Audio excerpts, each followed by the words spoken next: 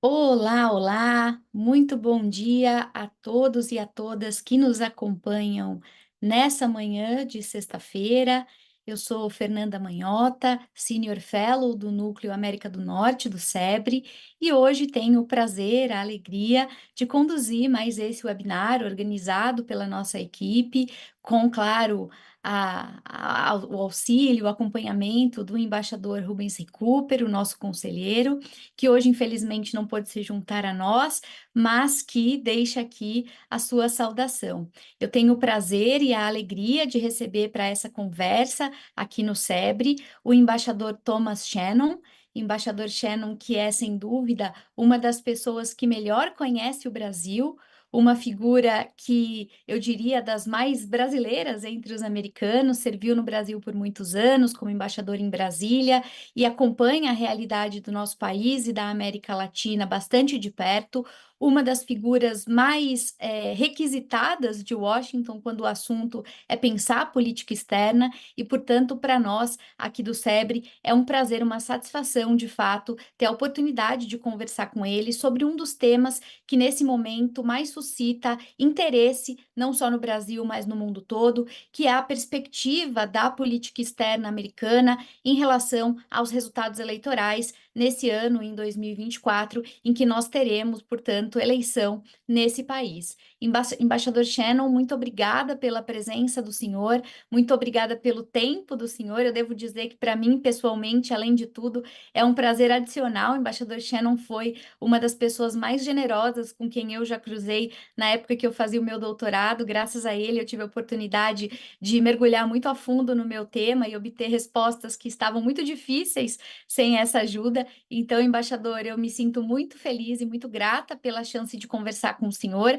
A nossa conversa vai ser conduzida em inglês, agora na sequência, mas o embaixador Shannon já vai sendo recebido com as boas-vindas em português para matar a saudade. Embaixador, vou deixá-lo à vontade para cumprimentar o nosso público e logo na sequência eu vou endereçar a nossa primeira pergunta. A ideia, pessoal, dessa conversa é que a gente possa desenvolver um papo no estilo de uma entrevista, como se fosse um diálogo mesmo, né, com perguntas e respostas. Então, eu vou seguir aqui uma série de questões que eu imagino que devem interessar quem quer entender um pouco mais o que esperar no horizonte. Mas antes de mais nada, Ambassador Shannon, welcome.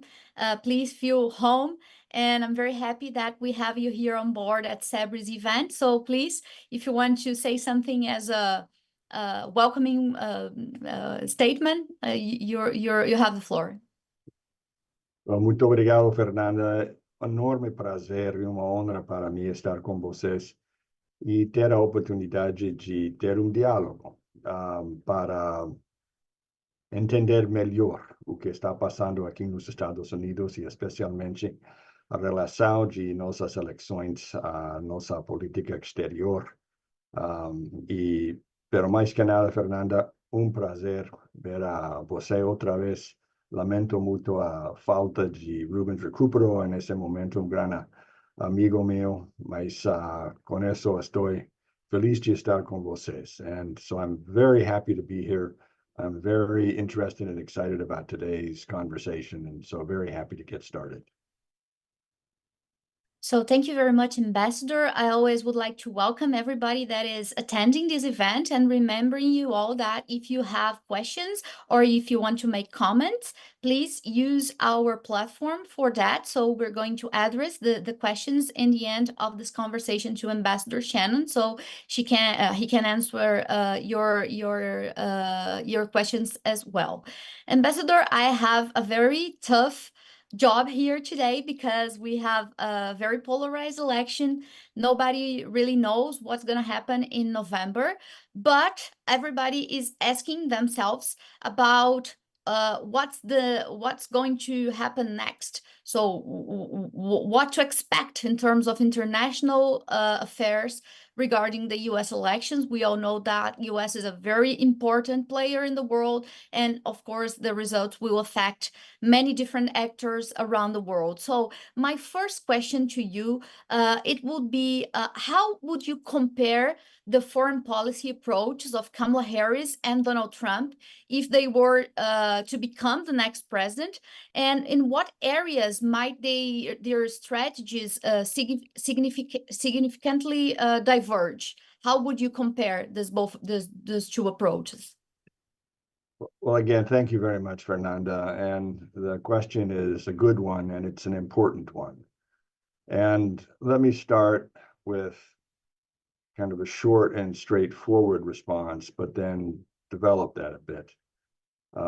I think that we have seen during President Trump's first term as president, a president who made a significant break from what had been a consensus around American foreign policy and brought to the presidency and to American foreign policy a more transactional approach, another one built around his idea of making America great again, which was all about using American power and American negotiations to enhance the American economy, enhance the well-being of American workers, but also to begin to step away from an alliance-based system of foreign policy that had defined the United States really since World War II.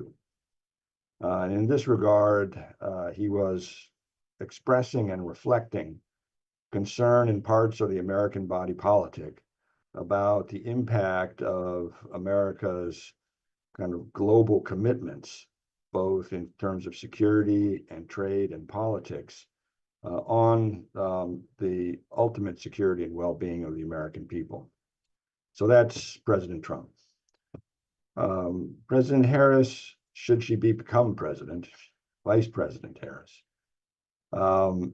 would, I believe, largely continue the approach that President Biden has taken of rebuilding this alliance-based system, which lay fallow for 4 years during the Trump administration, and continue to use events such as Russia's invasion of Ukraine to strengthen and enhance our NATO partners and cooperation in Western Europe, but also to continue to build alliance structures in the Indo-Pacific region in order to limit China's ability to extend its reach, influence, and power in the Pacific, and then continue to work with partners in Latin America, in Africa, in the Caribbean, in the Middle East, and beyond, in order to ensure that there was a degree of stability in a larger international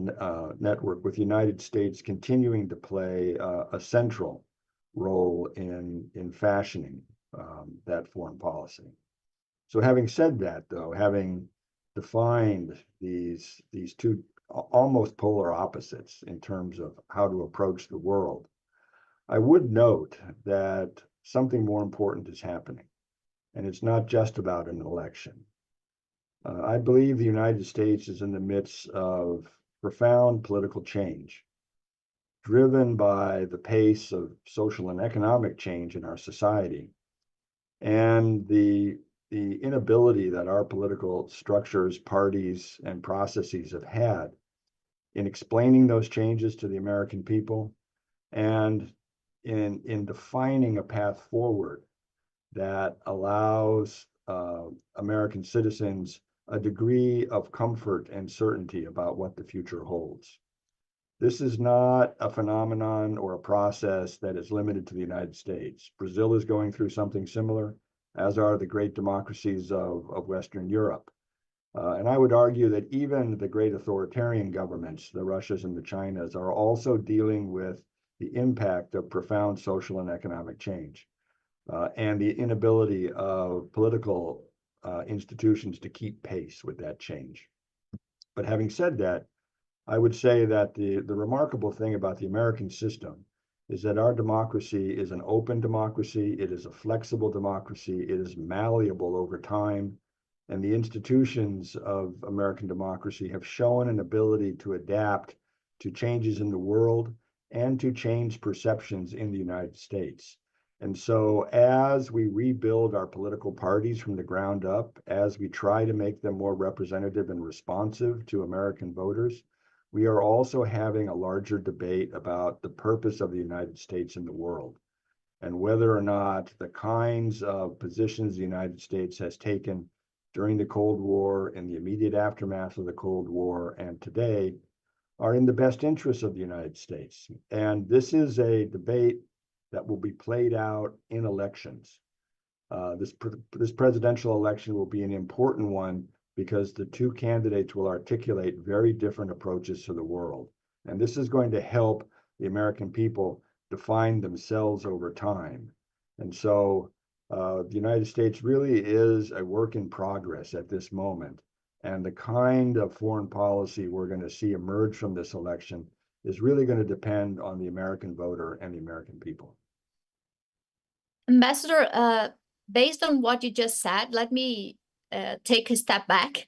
I would like to hear you about what was, in your point of view, the starting point of the crisis of democracy in the US, and how can we address it now? How do you see the social and economic tensions developing? Is it possible to rebuild or convince people that democracy can deliver? How the political parties in the US can reform the system? I would like to ask that before going back to foreign policy. Well, it's a very important question. Excellent question. And I would argue that, first of all, polarization in political systems does not happen overnight. It builds with time, and it builds with disagreements that cut across an entire society.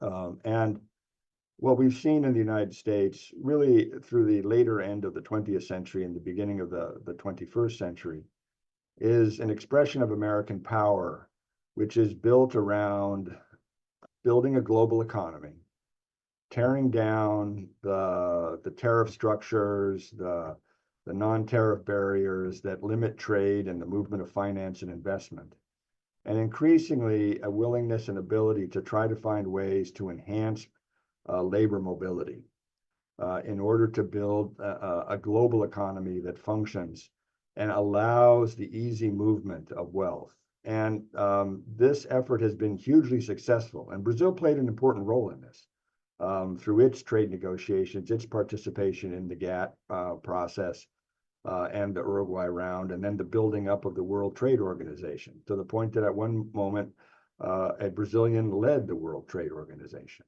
And this global economy has allowed the movement of wealth from west to east, has unlocked the giant societies of India and China and put them into the global economy in an important way, and has also spread technology in dramatic fashion.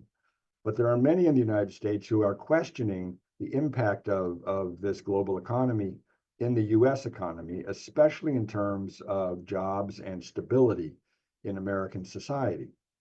And we've seen this debate most ferociously in the Republican Party, which historically was a free trade party, historically was a party committed to open trade, using regional and global agreements to promote trade and to use trade as a driver of economic growth, and to open markets to products coming from elsewhere in the world. That attitude in the Republican Party is now gone.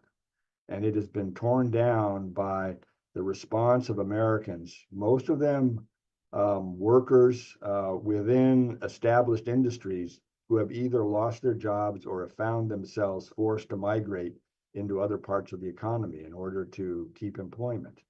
And the free trade side of the Republican Party has just about disappeared. And while the Democrats were never free traders, there was a clear recognition that the United States had a controlling role to play in a global economy. But that also has worn away. And we are going to see over the next several days indications that even the Biden administration is unwilling to return to a larger globalist view of the economy. And so in this regard, this has had a profound impact internally in the United States, in the politics of both parties, but also in how we approach global trade. But on the security side, our forever wars in Iraq and Afghanistan, the inability to definitively address problems like terrorism and regional conflicts, whether they be in the larger Middle East, whether they be in Central Europe, whether they be in Northern Africa, has convinced many American citizens that we need to approach the world with great caution and that we should not assume that American military power is so overwhelming that it can resolve these kinds of disputes and impose order. That in fact, we need a much more calibrated and political approach to the world at this point in time. And so this is actually a very sophisticated discussion, but it is built out of lived experience. And the American people are really in a moment in which they're questioning the first principles of our national security structures. And national security elites and politicians have to respond. And what we're seeing today is politicians attempting to respond, but responding in ways that still have not inspired the American people in terms of leadership. And so I really think that in this moment, as the United States is looking for ways to understand its place in the world and what comes next, what the trajectory of American power is going to look like, the role that partners and allies play is going to be very important, and the kinds of communications we have with them about what the future looks like. And in this regard, I think Brazil is going to be an important player, and one which has an ability to speak to the United States in a way that Americans understand because of the connectivity between our societies, but also in ways in which the United States needs to understand because of the relationship that Brazil has kind of across the range of middle powers in the world. Ambassador, going back to what you just said about Donald Trump and Kamala Harris approaches, I would like to hear a little bit more, go deeper in the idea of the differences we might expect. Regarding Donald Trump, many analysts consider that maybe a second term would likely result in a more radical approach in terms of foreign policy. Do you agree on that? Do you believe that that there will be key differences between the first term and this second term? Of course, considering that the world has changed a lot, now we have much more tensions around the globe. And the same questions regarding Kamala Harris, because of course she is not the president, but she's part of the current administration. Is it right to say that Kamala Harris is an obvious continuation of Joe Biden's policy, or would likely be different? So I would like to explore more the differences Sure. regarding the two campaigns. Understood. Listen, in regard to President Trump, it's hard to say what a second term would look like. He's not a predictable man. But where there is consistency is that he believes that the United States over time has involved itself in trading agreements and security commitments that fundamentally prejudice the United States, in which the United States bears the cost, either in terms of opening its markets, financing multilateral development banks, or committing itself to the security of people who, from the point of view of President Trump, aren't worthy of those commitments. And he's very reluctant to continue a series of trade policies and security policies that he believes harm the United States and, in fact, put the United States at risk. And this is not a kind of a clearly articulated approach on his part, and it is oftentimes expressed in a visceral way, almost as if he's thinking more with his gut than with his head. But he believes that he is reflecting real concern in the United States that the U.S. is now overreaching in the world, and overreaching in a way that could be disastrous or cataclysmic in time if we should find ourselves in conflict with either Russia or China. And therefore, he is going to look for ways, I believe, to limit the potential for conflict and actually position and present himself as being a president of peace.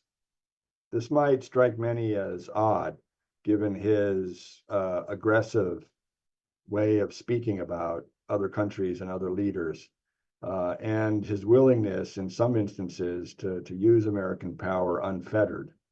But one thing that had concerned him during the first term of his presidency was the potential and possibility of major conflict with a nuclear power like Russia.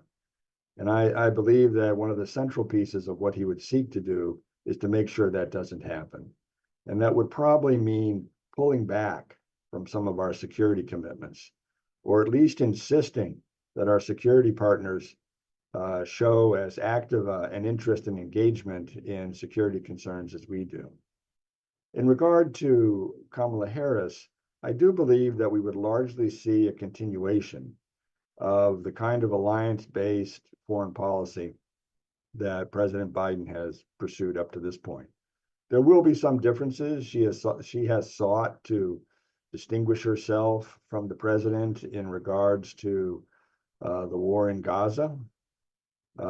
She's been more open and demanding in terms of wanting a ceasefire in Gaza, and has had some tough conversations with Prime Minister Netanyahu, especially during his most recent visit to Washington, in which she made clear that a ceasefire in Gaza was not only necessary in order to end the killing and the violence that has been taking place in Israel and in Gaza, but also as a way to help stabilize the Democratic Party as it heads into the elections in November.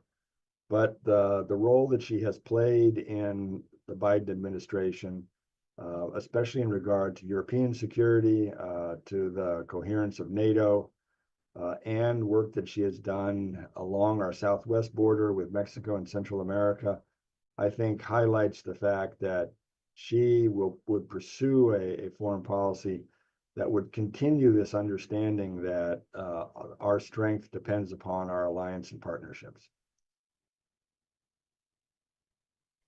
Excellent, Ambassador. And you gave me the chance to talk about Gaza and, of course, about Ukraine, because probably these are the two stages where the differences will appear very easily between the two candidates. Right. And I would like to hear you more about not just Gaza that you just mentioned, but also Ukraine. How might U.S. support or strategies could shift under Harris or Trump in the case of Ukraine? And how do you react, Ambassador, to the popular perception that Donald Trump would be better for Putin, for example? It's very common to hear that. I would like to get your thoughts on Hmm. that. Good. Well, listen, let's start with Ukraine then. You know, that there is still broad support for U.S. policy towards Ukraine in the United States. All the polling indicates that the majority of Americans support the policies that the Biden administration has employed to support Ukraine in its effort to defend itself against Russia. And most Americans view Russia's invasion of Ukraine with horror, and view Putin as a dangerous adversary. And this is this view of the American public is expressed in our Congress, which over time has supported President Biden's efforts to help the Ukrainian government of President Zelensky and to provide Ukraine with the necessary security assistance in order to defend itself. But having said that, there are creeping doubts within the American body politic, and especially within the Republican Party, about how long we can do this and to what extent we degrade our ability to pursue our security interests elsewhere in the world by being trapped in a conflict in Central Europe that shows no sign of ending. And what you hear, for instance, from President Trump's vice president, J.D. Vance, is a very articulate and aggressive argument that we need to end our support for this war, and we need to find a way to end the conflict in Russia and Ukraine, not only for the good of Ukraine, but also for the greater good of Europe, because absent that, we're going to have a belligerent and aggressive and resentful Russia sitting along the immediate frontier of Central Europe. And this is a debate that really hasn't been had in a bigger form right now. But I do think that President Trump, should he be elected, would make very clear that if the war is to be prosecuted, if we are to continue to support Ukraine, that the support needs to come from the NATO parties and not the United States. In other words, the European component of NATO.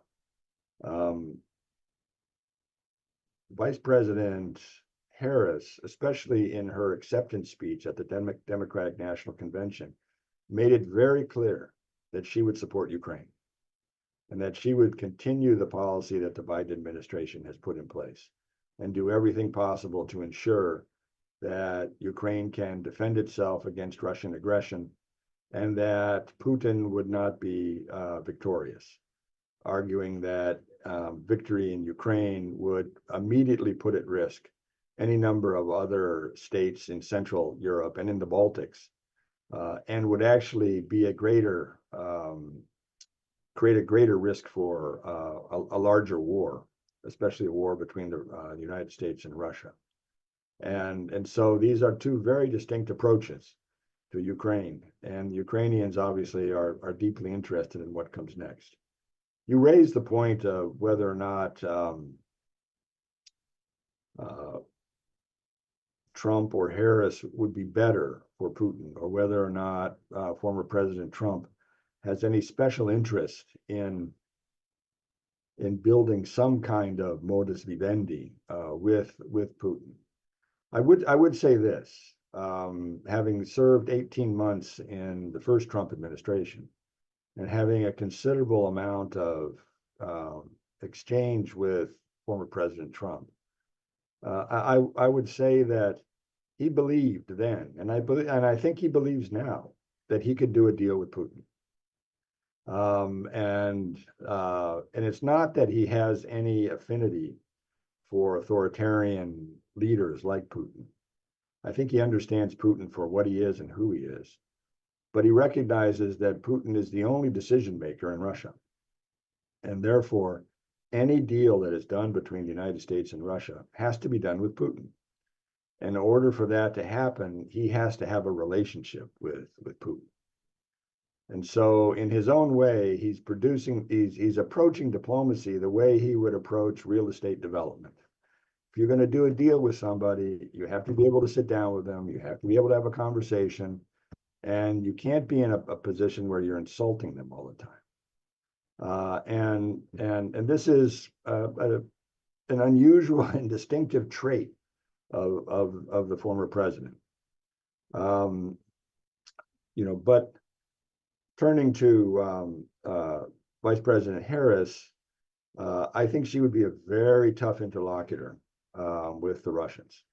I think that she would express the real concern of our NATO partners and allies and of our national security establishment that success for Putin in Ukraine will almost certainly endanger any number of states along Russia's frontier with Central Europe and the Baltics. And especially now that Sweden and Finland have come into NATO, the debate about what happens to Ukraine, should it ever be brought into NATO, is going to become a centerpiece of whatever engagement we have with Russia. That's very interesting. And I have a mental post-it about what you just said about Donald Trump and his approach, his personal approach to Putin, because I'm going back later to Venezuela and Brazil. So let's keep that in mind. But Right. Ambassador, I would like to now ask you about China. I was hearing you before, and it seems that protectionism is here to stay in both cases. And of course, we know the US-China relationship is a tough one. You're very specialized on that. We have this ongoing technological competition now.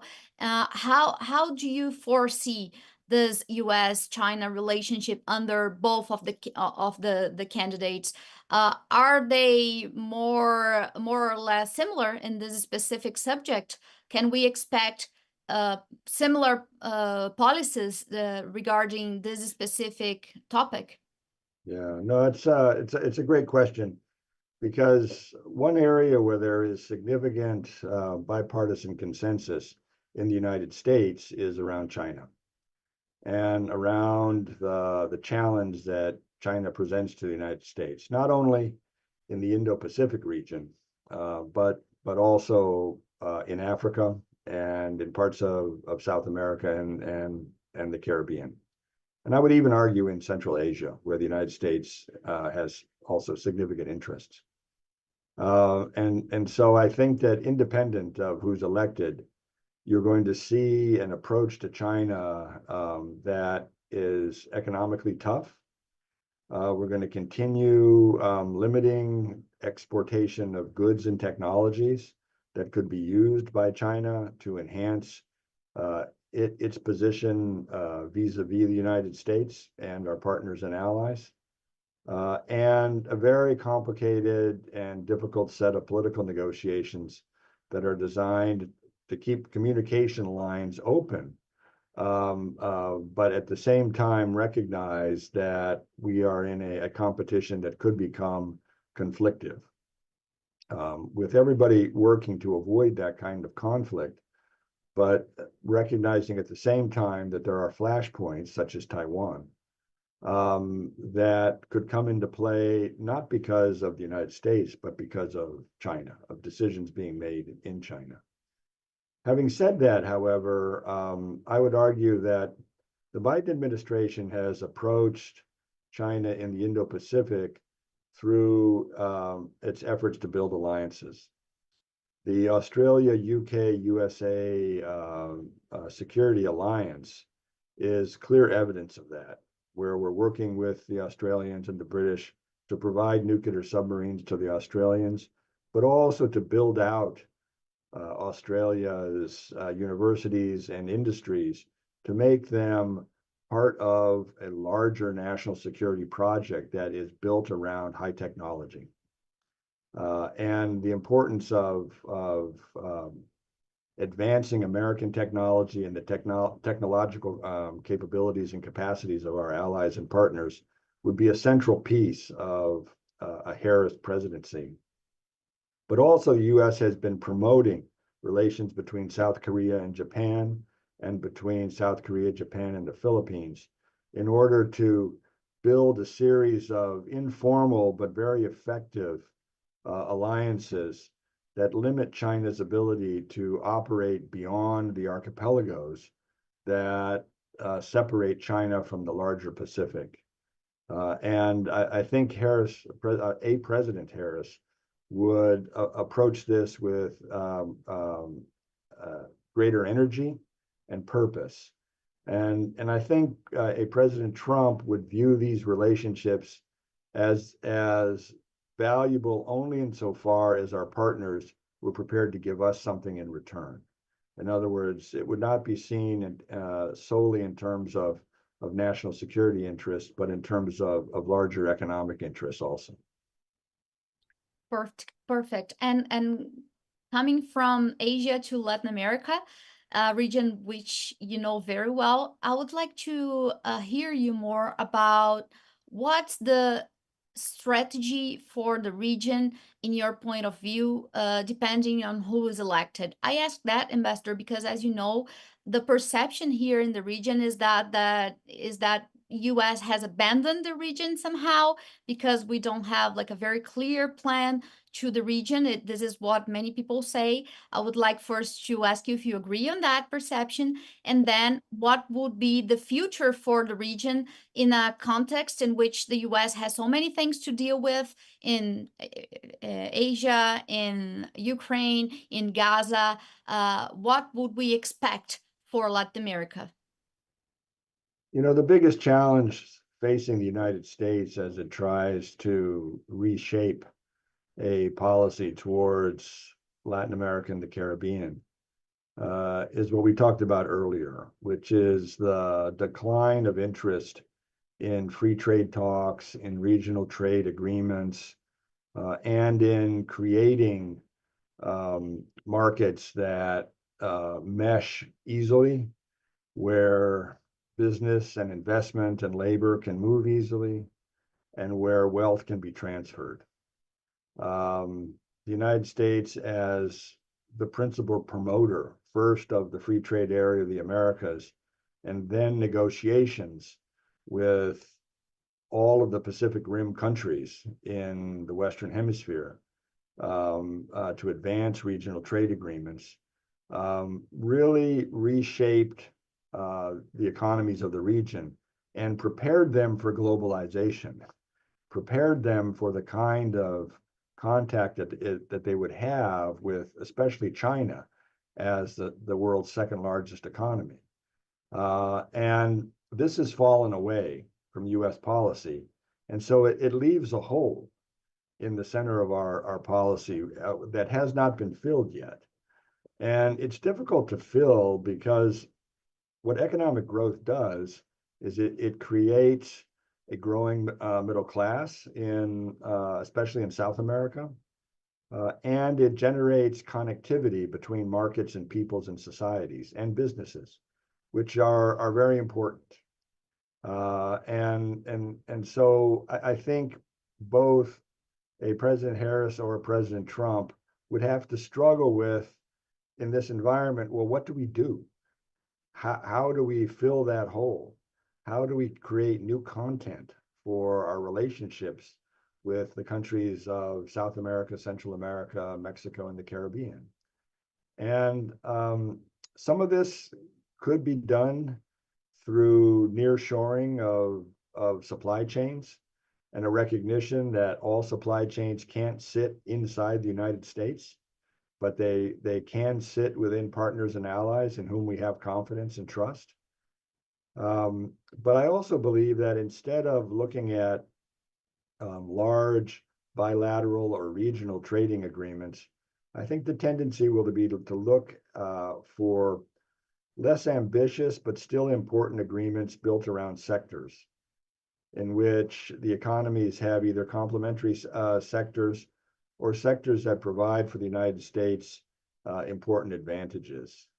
And in this regard, I think that there is potential if the countries of the region showed an interest in this, in helping to build out well-identified parts of the economy that are going to play to the larger national security of the United States. And this will especially be true in terms of high technology, biotechnology and medical devices, transportation, logistics. And I think there's plenty of area to work here. It's just we need to be creative, and we need to think about this in ways that don't get us trapped in partisan disputes, but understand that the United States, independent of who wins the election, is going to have broad economic and national security needs that can't be satisfied only internally. They have to be satisfied by working with partners. Excellent. And especially about Brazil, Ambassador, how do you envision the role of Brazil in U.S. foreign policy under the leadership of Harris versus Trump? This is the first question. And then I have this challenge for you, Ambassador. Imagine that you are the Brazilian president in day one of the new administration. So what would you pay attention in to build alliances or to build a positive cooperation if Trump or Harris is the new president? Would you select different sectors, for example, different subjects, for example? I would like to hear a little bit more so we can maybe feel how would be a positive way to deal with both of the Sure. situations. First, I believe that Brazil and the United States reflect each other. They're two great democracies, two great economies that sit across North America and South America and have profound regional impact, but also have global ambitions. And I believe that what happens in Brazil happens in the United States, and what happens in the United States happens in Brazil.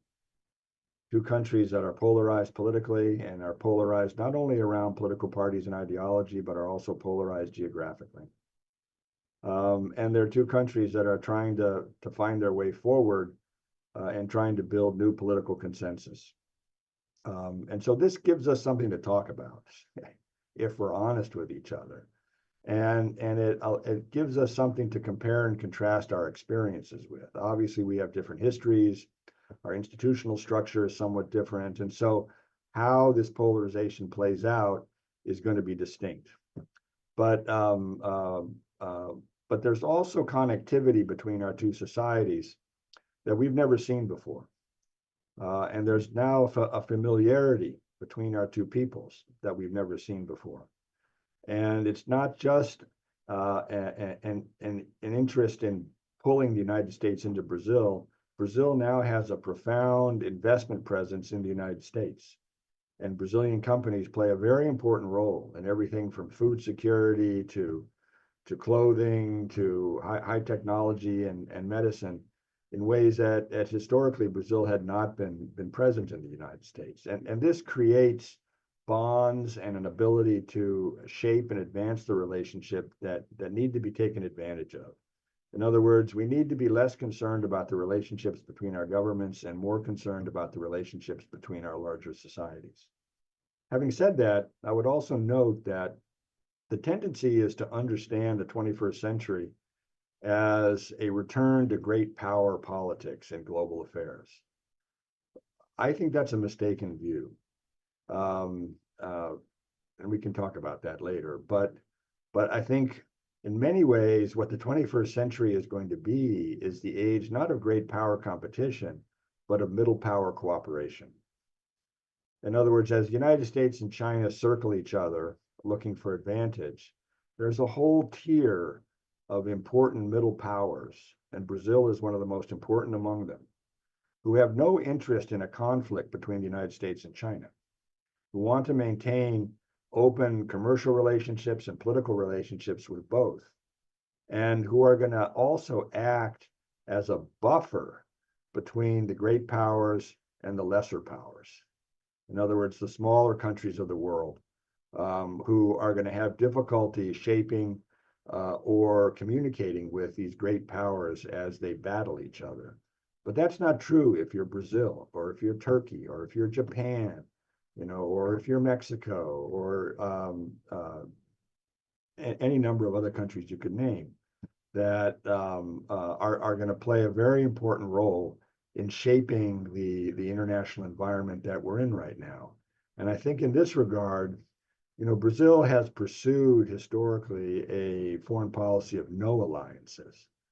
And absent the commitments it's made, or apart from the commitments it's made within UN structures or within the Organization of American States, it has pursued its policy relatively independently and relatively in pursuit of its own interests. And this gives Brazil a level of flexibility and engagement, which is actually important for the United States right now, because Brazil can act almost as a free agent, placing itself in engagement with countries that it would be difficult for us to engage with directly. And Ambassador, that comment make me possible to take back my mental post-it about Venezuela, because I would like to ask you about how do you see now and for the future, this triangle between US, Brazil, and Venezuela, because we've been following Brazil, and the strategy now is to keep the dialogue open with Venezuela under Maduro administration. And I know that for many different people in DC, it seems very strange, because sometimes it seems that Brazil is backing somehow Maduro's approach. And for the Brazilian side, this is not the case. They are trying not to not to close this door, as you said about Trump and Putin. They know that they need to keep the channel open to make the dialogue possible. Uh, is there in the US the perception of this as a rational strategy, or Venezuela can be a problem in the bilateral relation between Brazil and the US in the future? Venezuela has the potential to be a problem everywhere, all the time. It's like a dumpster fire that can't be put out. And people who engage with Venezuela learn quickly that they're not reliable partners,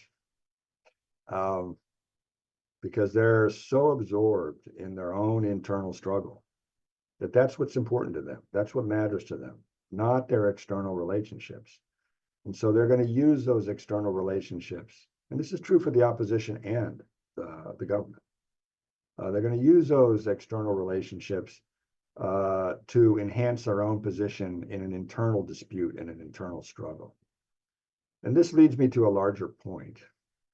I really believe that what we're seeing in Venezuela today is a kind of 21st century civil war.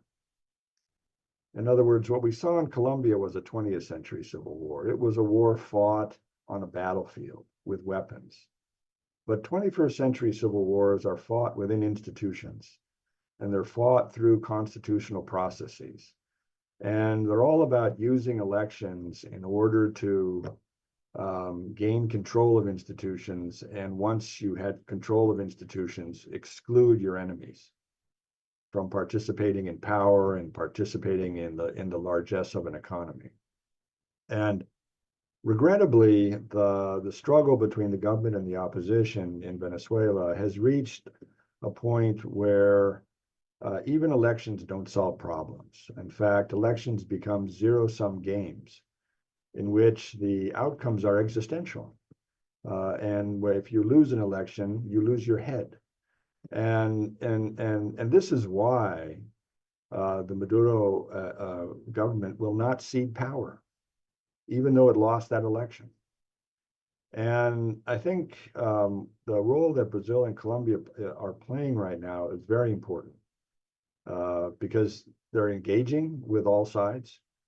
They're attempting to measure the factors of force and power to determine, who is capable of either displacing or winning this dispute. But ultimately, they have a larger concern, which is how do you govern a country like Venezuela, where you have a government in power which has failed to win an election, which cannot kind of present itself as legitimate, but which has no intention of ceding control of institutions or the state. And at the same time, how can you work with an opposition which has generated the kind of support that the opposition has today, but which does not have access to the levers of power? And so I think what we're going to find is that as Brazil and Colombia navigate in this environment and try to find a way forward, that increasingly Brazil and Colombia will become advocates for a more nuanced and sophisticated understanding of the dispute in Venezuela, and a recognition that Venezuela requires a political reconciliation of some sort if it's ever going to get to a point where elections and alternation of power can be accepted as a normal part of democratic practice. And this is a very, very difficult assignment. And for Brazil to take this on is quite remarkable, I think. And the Lula administration is to be congratulated. Excellent, Ambassador. Now, I have a question here from the audience. So, actually, I have two questions from the audience. I'll make the first one. So, how might the outcome of the presidential election influence the U.S. stance on global economic issues, such as a reform of multilateral organizations, trade, and the climate crisis? That's the big question of the day.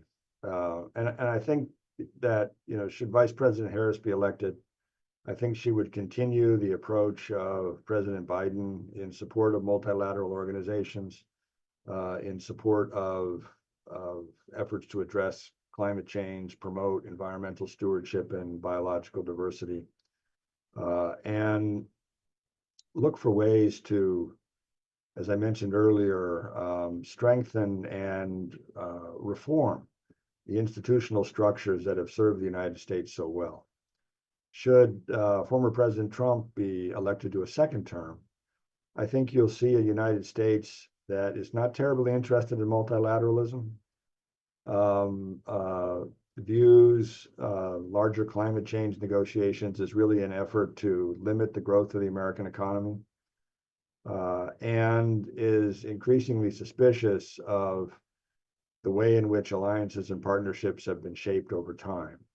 And therefore, as I mentioned earlier, will attempt to use the 4 years that the president has in office to restructure how the United States engages with the world, which will be not unilateral, but really built around kind of coalitions of the moment as the United States pursues very specific and particular interests. And Ambassador, if Trump is elected, thinking about specifically green diplomacy, as Joe Biden usually refers to, probably he will reduce the focus on green economy and biofuels, for example. He has been talking about that during the rallies.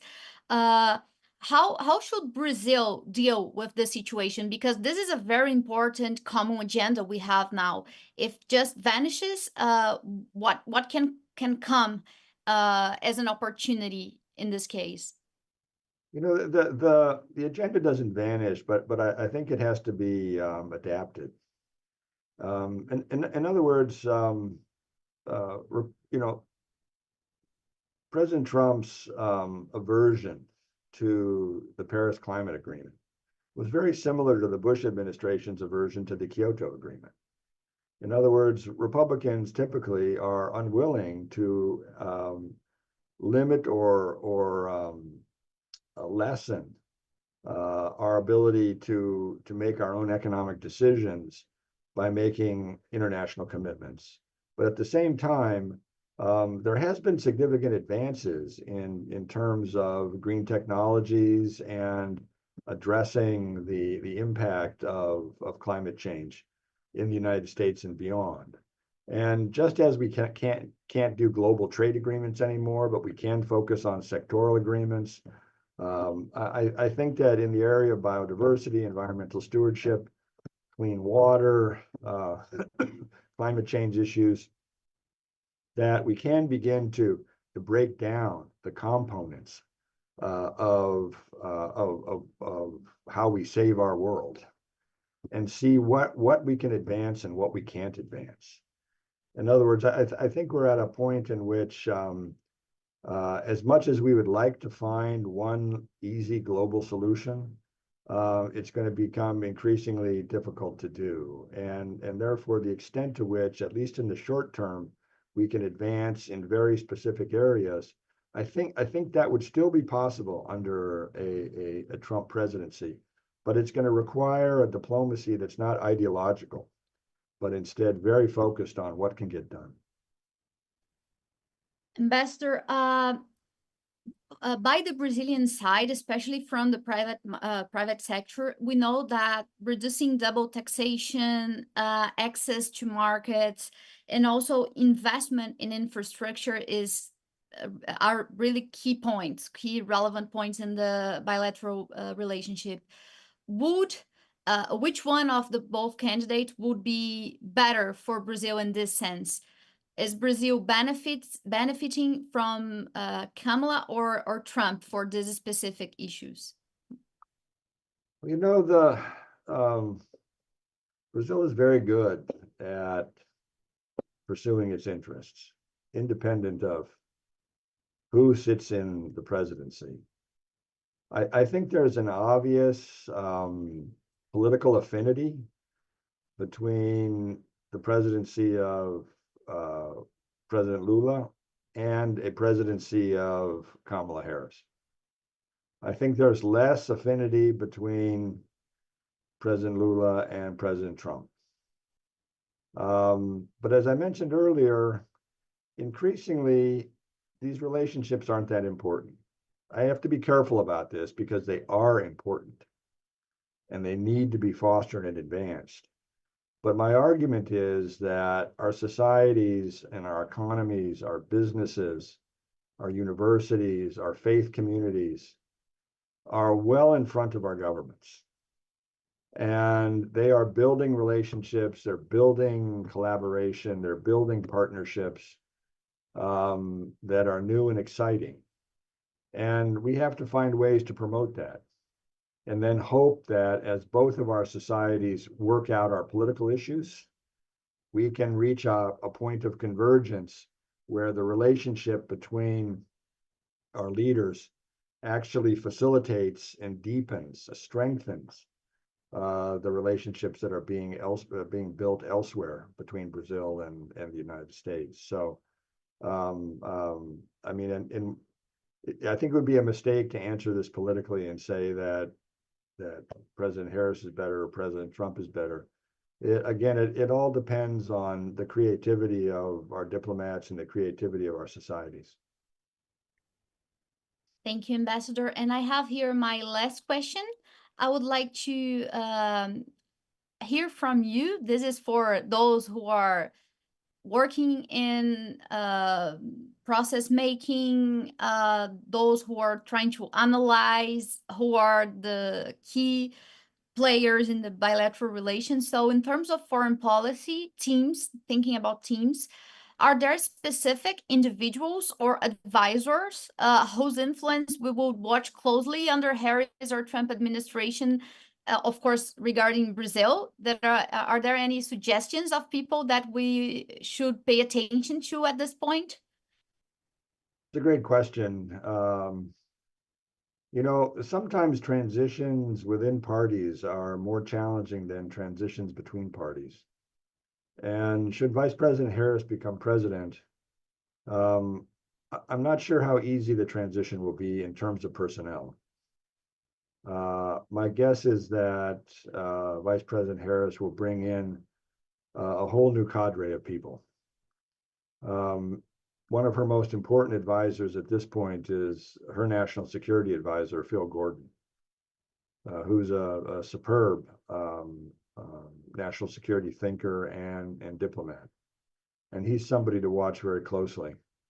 But I also think that she would do what President Biden was unable to do, which is bring in members of our Senate and our House of Representatives to occupy many of the major national security cabinet positions: Secretary of State, Secretary of Defense, Director of National Intelligence, Head of the CIA, Secretary of the Treasury. And so I think there's a nucleus of men and women in our Senate and in the House that could make very, very good cabinet secretaries. In regard to President Trump, my tendency is to say, who knows? But at the same time, I would argue that there, again, is a core group of people who showed they know how to work with him and show that over time, they would, I think, would come back into the administration. One is Robert O'Brien, who was President Trump's national security advisor. He's actually, I know him reasonably well, and He worked at the Department of State working on hostage negotiations before he moved over to become National Security Advisor. And he's really the only national security advisor that President Trump had who really knew how to work with him. And I think he would be top on many people's list in terms of either becoming Secretary of State or another important cabinet position. I also think that Mike Pompeo, who again showed an ability to have a relationship with President Trump and understand how to work with him, would be a very important player in a Trump administration. Ambassador, I have to thank you so much for all of this. It was an amazing morning with you. It was a nice chance to learn from you. I'm very glad for this opportunity, and I know that the audience is very happy as well. On behalf of CEBRI and on behalf of Ambassador Recupero, I would like to thank you so much again for your time. And I keep the invitation here publicly to come back, and so we can analyze later, maybe with the results, and we can go deeper in the winning candidate. But thank you so much again.